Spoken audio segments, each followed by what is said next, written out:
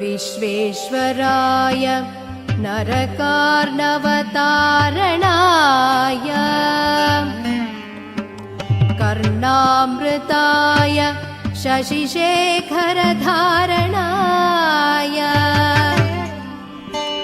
कर्पूरकान्ति धवलाय जटाधराय दारिद्र्यदुःखदहनाय नमः शिवाय।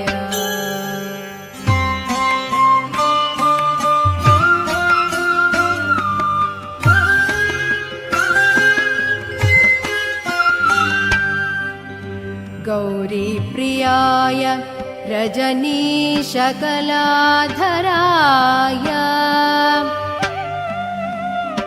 कालान्तकाय भुजगाधिपकङ्कणाय गङ्गाधराय गजराजविमर्दनाय दारिद्र्यदुःखदहनाय नमः शिवाय।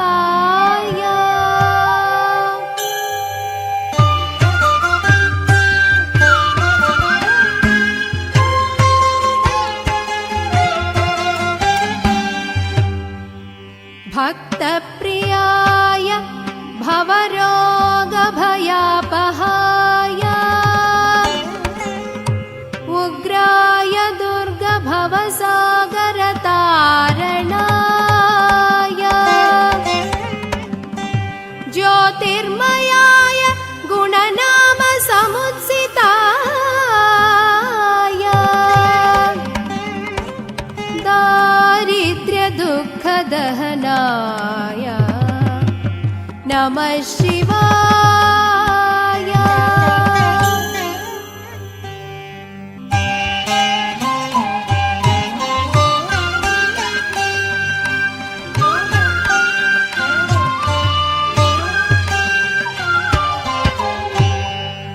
चर्माम्बराय शवभस्मविलेपनाय भालेक्षणाय मणिकुण्डलमण्डिताय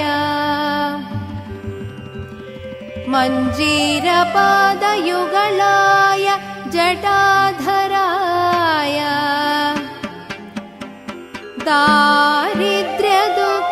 दारिद्र्यदुःखदहनाय नमः शिवाय।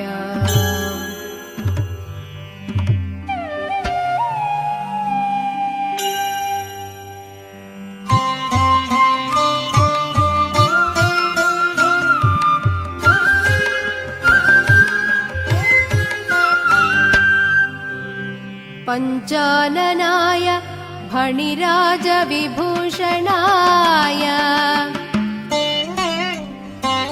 हेमांशुकाय भुवनत्रयमण्डिताय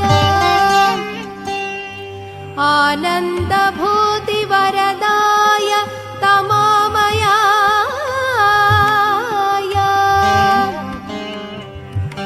दारिद्र्यदुःखदहनाय नमः शिवाय।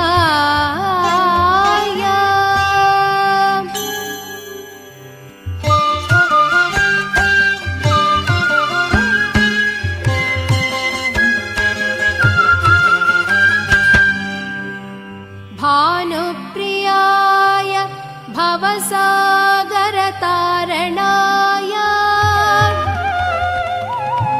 कालान्तकाय कमलासन पूजिताय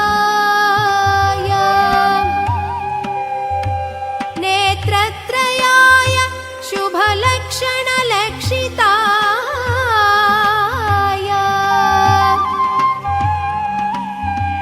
दारिद्र्यदुःखदहनाय नमः शिवाय।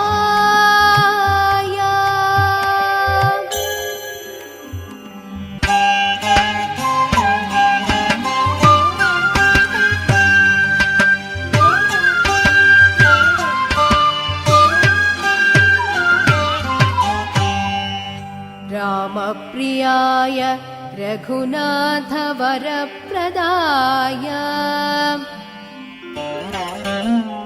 नागप्रियाय नरकार्णवतारणाय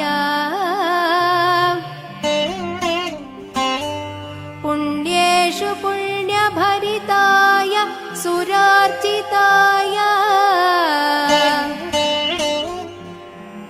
दारिद्र्यदुःखदहनाय नमः शिवाय।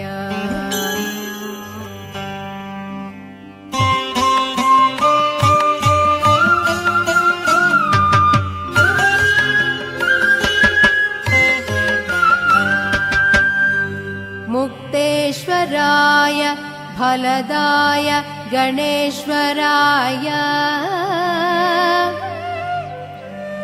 गीतप्रियाय वृषभेश्वरवाहनाय मातङ्गचर्मवसनाय महेश्वराय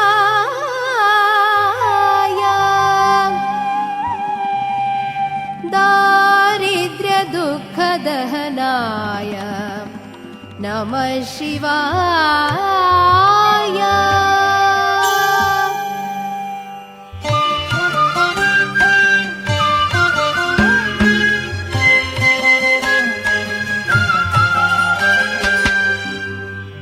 वसिष्ठेन कृतं स्तोत्रम् सर्वरोगनिवारणम् सर्वसम्पल्करं शीघ्रम् पुत्रपौत्रादिवर्धनम् त्रिसन्ध्यं यः पठे नित्यं स हि स्वर्गमवाप्नुयात्। त्रिसन्ध्यं यः पठे नित्यं स हि स्वर्गमवाप्नुयात्। त्रिसन्ध्यं यः पठे नित्यं स हि स्वर्गमवाप्नुयात्।